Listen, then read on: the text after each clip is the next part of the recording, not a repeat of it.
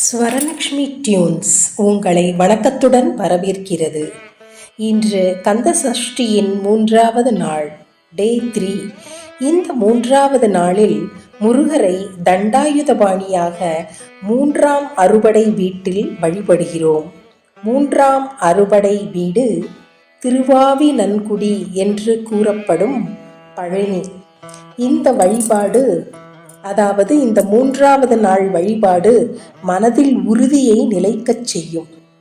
முருகன் இங்கு தண்டாயுதபாணி வடிவில் திகழ்வதால் பழம் நீயே ஞானம் நீயே தண்டாயுதபாணி முருகனே அருள்வாயாக.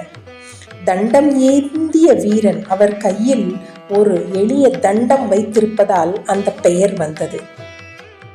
முதல் சத்யோஜாதக முகம், 2வது வாம முகம், இன்று 3வது நாள். 3வது முகம் அகோர முகம், சூரபத்மனை வதம் செய்த முகம்.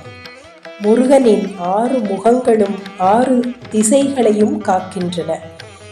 நேற்று முன்தினம் பார்த்த 1ஆம் நாள் திருப்பரங்குன்றம் கிழக்கு திசையினையும், திருச்செந்தூர் தெற்கு திசையினையும், பழனி மேற்கு திசையையும் குறிக்கிறது.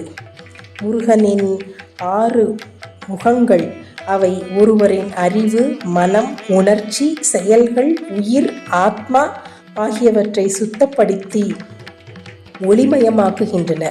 முருகன் 6 முகம் கொண்டவன் என்றால் மனிதனின் 6 இயல்புகளும் அறிவு, மனம், கருணை, துணிவு, ஒளி, சுத்தம் ஆகியவற்றை ஒன்று இணைத்து தெய்வீகமயமாக்குபவன்.